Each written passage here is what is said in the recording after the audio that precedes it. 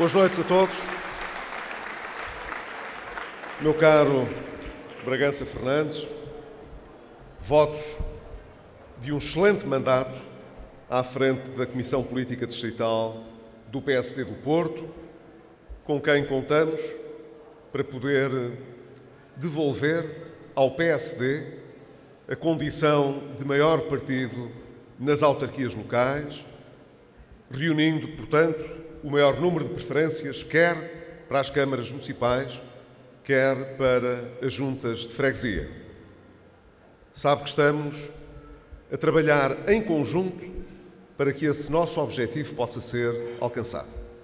Quero cumprimentar também o Presidente da Comissão Política Conselhia, aqui de Passos Ferreira, o António Coelho, e desejar também a toda a sua equipa a continuação de um bom trabalho que nos proporciona já aqui esta noite uma ocasião muitíssimo boa, com uma presença tão significativa de ex-autarcas do PSD, mas também de militantes e simpatizantes do PSD, que, como nós, querem homenagear aqueles que serviram os interesses, as populações de Passos de Ferreira durante praticamente 40 anos de poder local democrático.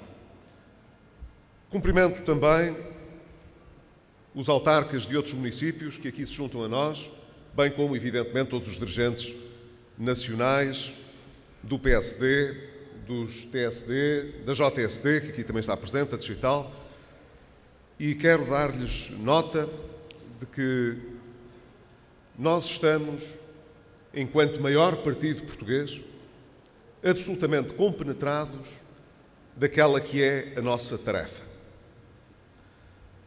Quis um conjunto de habilidades que o PSD, sendo o maior partido do país, lidere também a oposição. O que é que se espera de um partido da oposição? Que chama a atenção para aquilo que não está a correr bem, que saiba apontar as falhas que têm, de forma mais significativa, consequências para o futuro, porque as consequências para o futuro atingem não apenas aqueles que estão hoje no governo, mas todos aqueles que são os portugueses, que esperam, nesse futuro, encontrar soluções para problemas que teriam dispensado que tivessem existido. E espera-se também do maior partido da oposição que saiba, aos olhos da generalidade das pessoas, corporizar uma forma diferente, uma solução diferente, que aproxime a política das pessoas e, ao mesmo tempo, que dê confiança e esperança para o futuro. É isso que se espera de um grande partido e é isso que se espera hoje do PSD na oposição. Nós olhamos sempre, portanto, para o futuro. Não nos interessa tanto o passado, mas não nos esquecemos dele. Naquilo que tem de bom e de menos bom.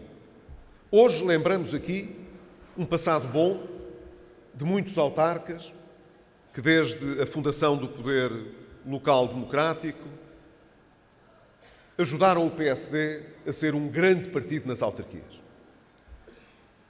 E louvo por isso a iniciativa da Comissão Política de reunir aqui todos os que estão ainda com possibilidades de ouvirem este nosso testemunho de admiração, de apreço pelo legado que nos deixaram, mas, sobretudo, também pela inspiração que nos dão, seja ao nível nacional, seja ao nível autárquico, para olhar para o futuro.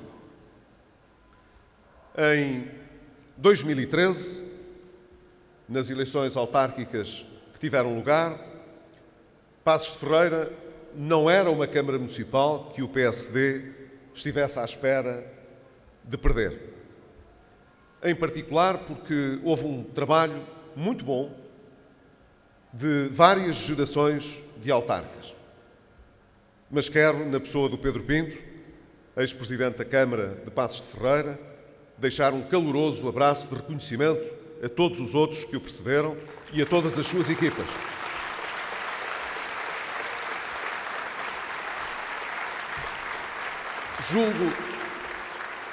Julgo não estar muito desfasado da realidade se disser que o que se passou em 2013 não está muito longe da maneira de estar e de ser de quem hoje governa o país.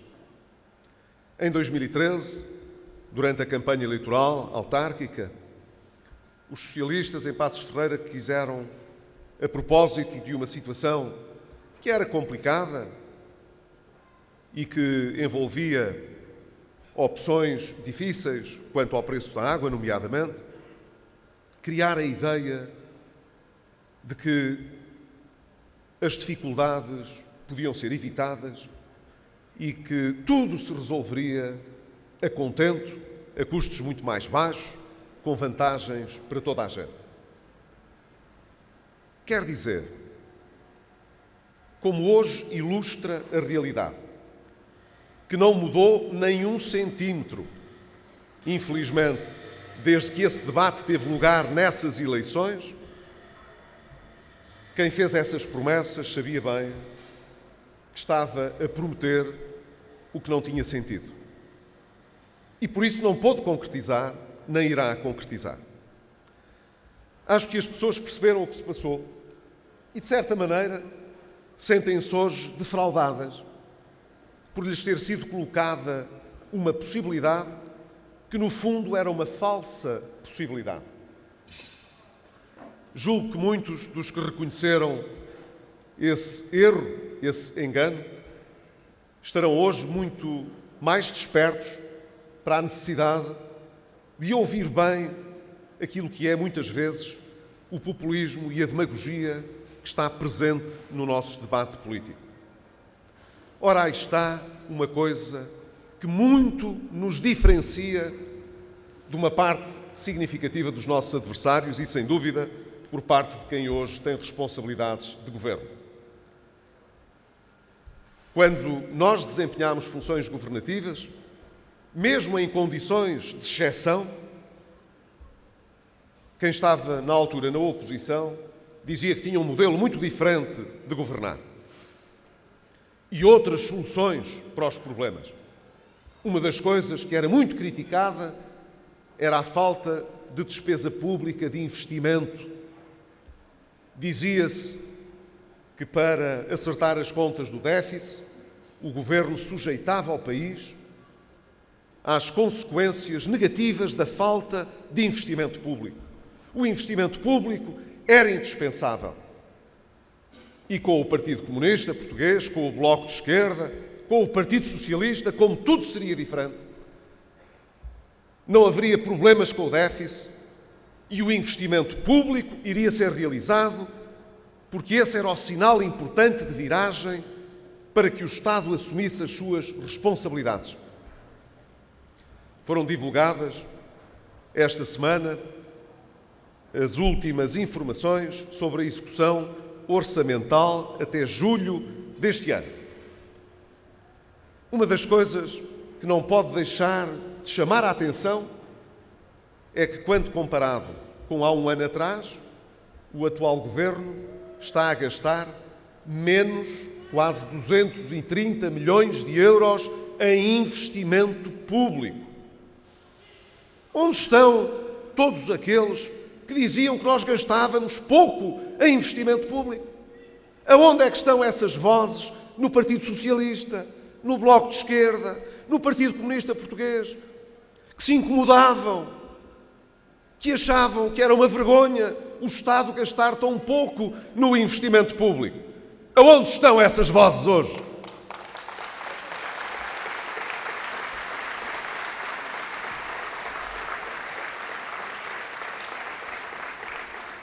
Pois eu quero esta noite dizer-vos que, apesar de termos noção de que não podíamos despender mais do que fazíamos em investimento público, Investimos mais por parte do Estado nesse governo que passou por tantas dificuldades do que um governo que hoje se diz um governo de esquerda em Portugal.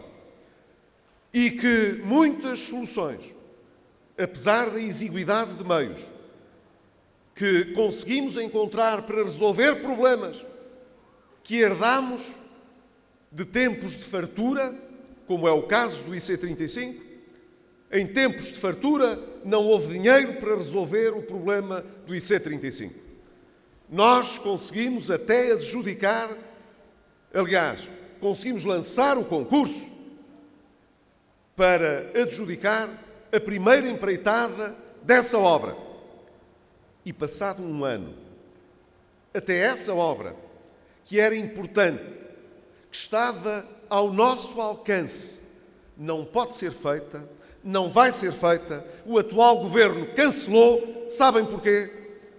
Porque não têm o dinheiro de que precisam para que as contas batam certas no déficit. Hoje, portanto, temos um governo que diz uma coisa e faz outra.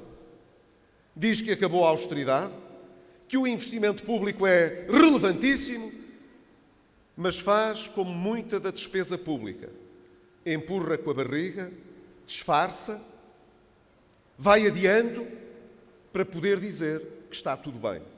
Como seria fácil governar um país se tudo o que pudesse ser relevante fosse adiado para uma altura mais oportuna. Mas essa é a segunda coisa que nos diferencia de quem hoje está no governo. Nós enfrentamos sempre as dificuldades quando as reconhecemos. Não as adiamos. Porque isso, no fundo, é aquilo que os portugueses exigem de quem governa. Que levem o país a sério. Que levem os portugueses a sério. É o que nós procuramos fazer quando estamos no governo ou quando estamos na oposição. Levar a sério é não iludir as pessoas, é não disfarçar os problemas, é não andar com habilidades a fazer de conta que as coisas são umas quando de facto são outras. Como é que se pode criar confiança nos cidadãos e dar-lhes esperança para o futuro se os problemas não forem enfrentados? Os senhores já viram alguém neste governo ou nesta maioria assumir de uma forma direta, despretensiosa mesmo, algum problema importante que precise de ser resolvido? Dá a impressão que o facto de ter mudado o governo fez desaparecer todos os problemas. Tudo aquilo que era inaceitável ainda há 8 ou 9 meses, agora não se ouve falar desses problemas. Desapareceram. Todos sabemos, a imigração acabou. Já não há imigração em Portugal. Já não há pessoas que estejam fora da proteção social do Estado. Não sei se recordam, eram aqueles que tinham terminado o tempo em que podiam receber o subsídio de desemprego e o subsídio social de desemprego ou o rendimento social de inserção, aqueles que tinham acabado as condições ou o período segundo os quais podiam estar cobertos por este seguro social. Com o anterior governo, não. Era um governo insensível. As pessoas permaneciam no desemprego e não tinham estes apoios e era o governo, evidentemente, que tinha senha contra as pessoas e não as queria apoiar. Pois bem, tem crescido o número de pessoas que perdem esses apoios. Já não se ouve falar desses problemas. Em contrapartida, reformas importantes, que eu acho que foi preciso coragem, não é só por parte do governo, das pessoas também, do país, para fazer,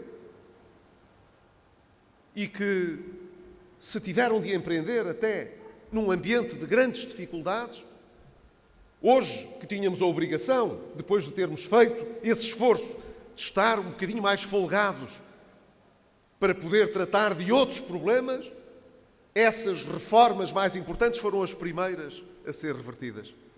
E é por isso que andamos para trás. Em tempos que deviam ser mais fáceis, andamos para trás no que foi mais difícil de alcançar. e em tempos que se seguiram a grandes dificuldades, quando devíamos estar agora com um pouco mais de folga, a olhar para problemas ainda difíceis, como são os problemas das desigualdades profundas na nossa sociedade, desigualdades económicas, desigualdades sociais, em que precisávamos de ter o país a crescer mais, a criar mais rendimento. É ao contrário. O país cresce menos, há menos riqueza a ser criada, menos rendimento para distribuir. Então, afinal, o que é que as pessoas que hoje estão no governo têm para oferecer ao país? Qual é o seu projeto para o futuro? Se nas reformas importantes que precisávamos de fazer, além das que tínhamos feito, não há nenhuma que esteja em agenda que se vislumbre. E algumas das importantes que já se tinham feito são revertidas. E se nem a economia cresce mais, nem os rendimentos se apresentam tão acessíveis às pessoas quanto foi prometido, e se os dados de que dispomos são corretos e devem ser, porque são divulgados por instituições que são fidedignas, como é o Instituto Nacional de Estatística e o Banco de Portugal, mostram que estamos a exportar menos, que infelizmente estamos a deteriorar as nossas relações com o exterior. Se tudo isso acontece, então qual é o projeto? O que é que se quer? Houve quem já tivesse respondido. Não foi diretamente do governo, foi de um dos partidos que apoia o governo. Foi dito: nós temos um objetivo muito importante: impedir que o PSD volte a governar. Isto foi dito assim, com esta clareza. Qual é o projeto para o país? O que é que se pretende para o futuro? Evitar que o PSD volte a governar. Eis o grande projeto que existe para Portugal.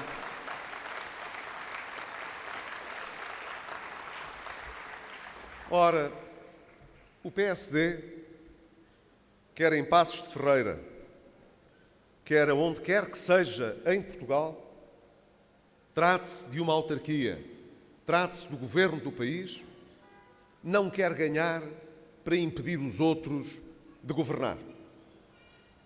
Quer ganhar porque quer executar um projeto de desenvolvimento para Portugal. O que nós queremos não é ganhar a Câmara de Passos de Ferreira para dizer volta a ser nossa. O que nós queremos em Passos de Ferreira é poder dizer que vale a pena apostar num modelo de desenvolvimento que olhe para os investimentos que são necessários fazer nesta terra, como nós fizemos durante muitos anos, que promova a educação e a saúde, apesar das dificuldades e das restrições orçamentais que temos.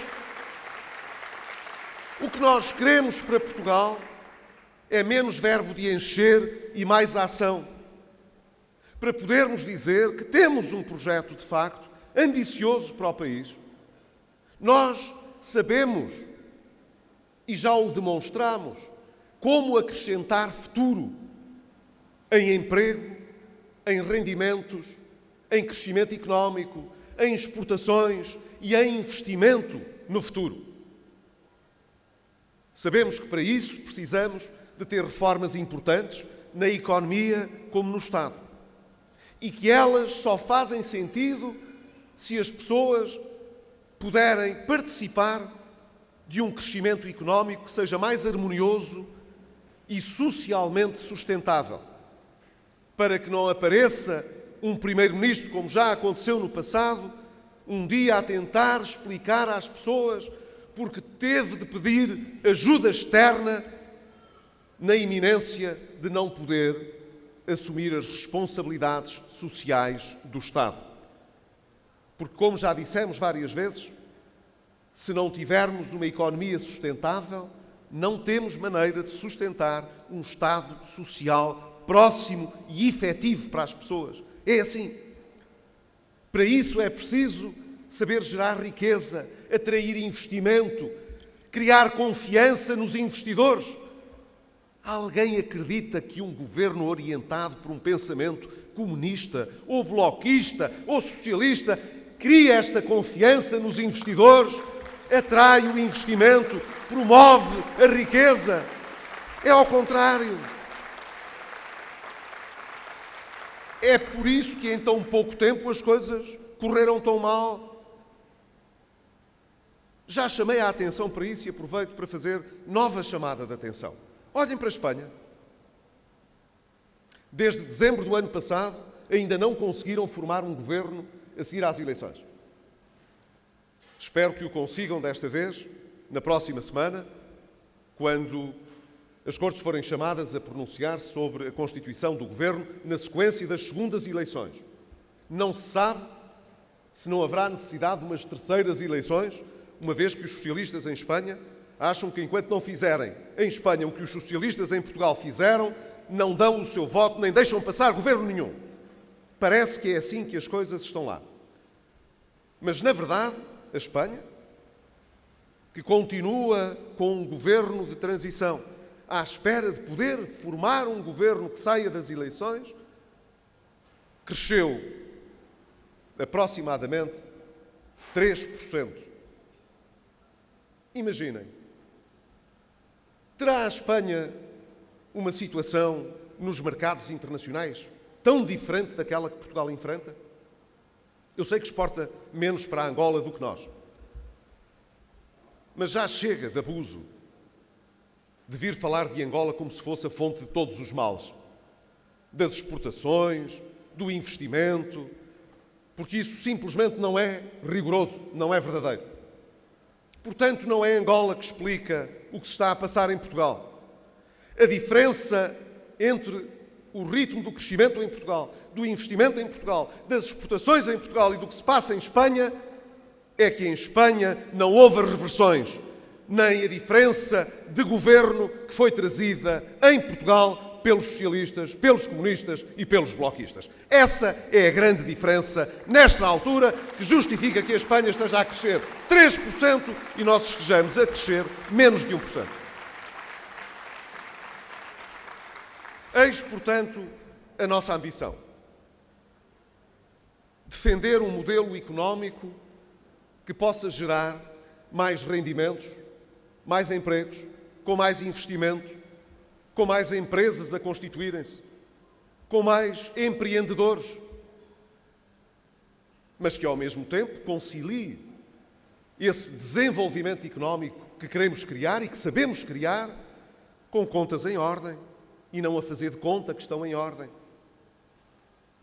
Volto a chamar a atenção para o facto desta semana as contas públicas terem mostrado a evolução face ao ano de 2015. Ao fim dos primeiros 6 meses, reinava grande entusiasmo nas hostes do Governo. Afinal de contas, comparando junho de 2016 com junho de 2015, o déficit público tinha encolhido mais de 900 milhões. É bom. Um mês depois, e já só tinha diminuído cerca de 500. Não é tão bom. Quando soubermos os números de agosto, vamos ver a que velocidade é que este Governo está a convergir para o déficit do ano passado. E vamos ver se o não ultrapassa.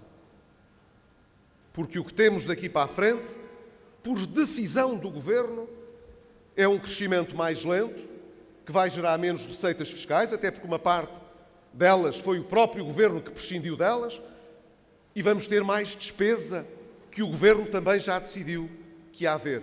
Quer dizer, tudo aponta para que o que temos à nossa frente seja, portanto, um caminho, já não é de voltar ao déficit do ano anterior, é de poder até ficar além desse déficit.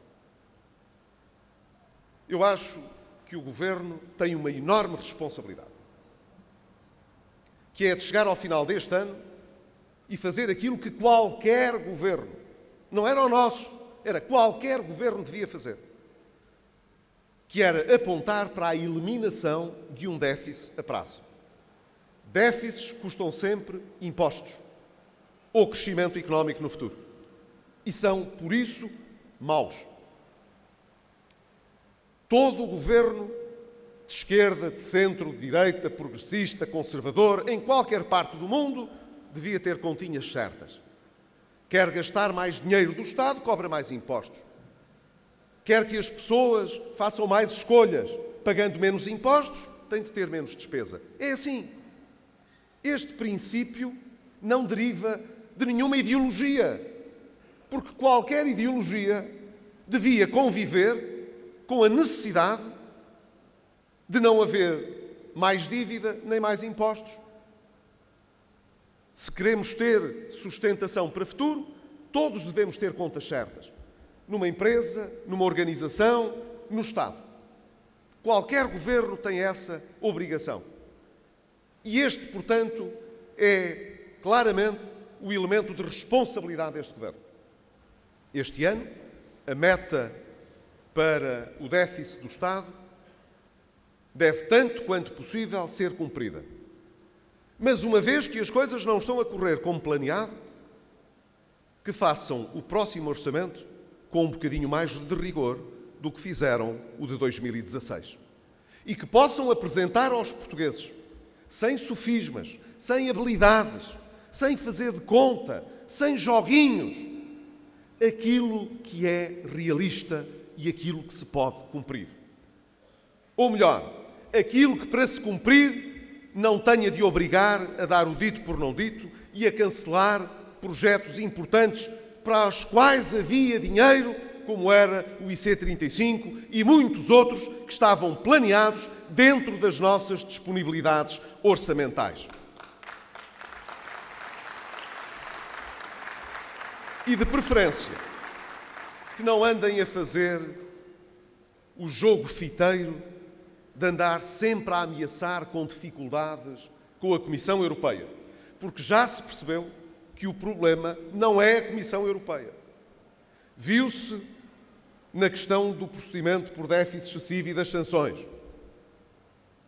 Não deixa de ser curioso que a Comissão Europeia tenha valorizado os esforços e os sacrifícios que o país fez durante anos para não aplicar sanções.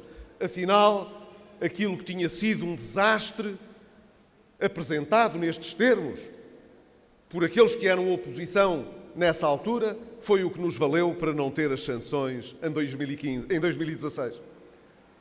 Mas a Comissão Europeia pôs fim a isso. A Comissão Europeia, ao que parece, foi noticiado, já chegou a um acordo de princípio sobre a capitalização da Caixa Geral de Depósitos. Parece que a Comissão Europeia, portanto, não é o papão que quiseram apresentar. Bem sei que nas rentrées políticas, semana sim, aparece um partido que apoia o governo a agitar esse papão, essa espécie de chantagem, o termo é deles, que a Comissão Europeia faz sobre Portugal. Mas já se percebeu que não há chantagem nenhuma. O que se quer é um orçamento que possa ser cumprido. Pode este governo apresentar um orçamento para 2017 que possa cumprir e atingir a satisfação das necessidades dos portugueses sem mais impostos, reduzindo as responsabilidades e libertando ainda mais o nosso futuro? Essa é a responsabilidade que este governo e a atual maioria têm. E não vale a pena andarem com conversa fiada. Não vale a pena pensarem que tiram, como se costuma dizer, o cavalinho da chuva. São os partidos que suportam este governo que têm a responsabilidade de apresentar e de aprovar um orçamento que vá ao encontro das necessidades dos portugueses e que solva as responsabilidades do Estado português. Queridos amigos, eis, portanto, um bom programa para o próximo ano. Mostrar aos portugueses que não é por estarmos na oposição que mudamos a nossa maneira de pensar. Nunca quisemos ganhar eleições para, no governo, fazer aquilo que era defendido pelos nossos adversários. Sempre quisemos ganhar eleições para executar a nossa política, aquela com que nos apresentamos aos portugueses. O mesmo em qualquer Câmara Municipal ou em qualquer junta de freguesia. Nós queremos ganhar para executar o nosso programa.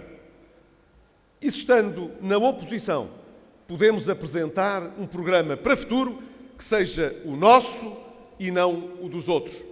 O dos outros já provou que não serve os interesses do país, como eu julgo que está hoje muito claro aos olhos da maior parte dos portugueses. E respeitando os portugueses e levando-os a sério, essa é a nossa missão. Preparar as eleições autárquicas com respeito e prepararmos com respeito para voltar a servir os portugueses quando os portugueses quiserem que nós possamos exercer essas responsabilidades com as nossas ideias, com os nossos projetos, que o país sabe, já provaram poder acrescentar valor e esperança ao país. Espero que cada um de vós possa também estar dentro deste quadro que aqui referi, plenamente empenhado em dar conta desta missão que temos. Porque é de uma missão que se trata. Nós devemos sempre colocar os interesses do país e dos portugueses à frente de tudo. Fizemo-lo no passado, não foi um chavão. Fazemo-lo hoje na oposição. Sabemos que muitos dos nossos adversários prefeririam que nós fôssemos menos assim, que fôssemos mais como eles. Mas de que é que serve ser como eles? Para isso, o país já tem que chegar. Devemos respeitar a nossa maneira de estar, reformista, inconformista, atacando o que é de atacar, enfrentando os problemas que existem e dizendo que essa é a verdadeira maneira e a maneira que vale a pena de dar esperança às pessoas e confiança. Não é a fingir com habilidades e a fazer de conta que se inspira confiança e esperança para o futuro. É olhando direto os portugueses e dizendo-lhes aonde vamos e para que vamos que podemos merecer a sua confiança. Eu sinto que a cada dia que passa na oposição, esta nossa maneira de estar ganha o respeito dos nossos concidadãos. E esse é verdadeiramente o grande estímulo que temos. O de, levando os portugueses a sério, sermos também nós próprios levados a sério. Porque alguém que quer mudar alguma coisa para melhor, convém que seja levado a sério. Um abraço e um bom resultado também aqui em Passos de Ferreira e no Distrito do Porto. Iremos juntos trabalhar para dar mais esperança a todo o país, a todos os portugueses e a Portugal. Um abraço.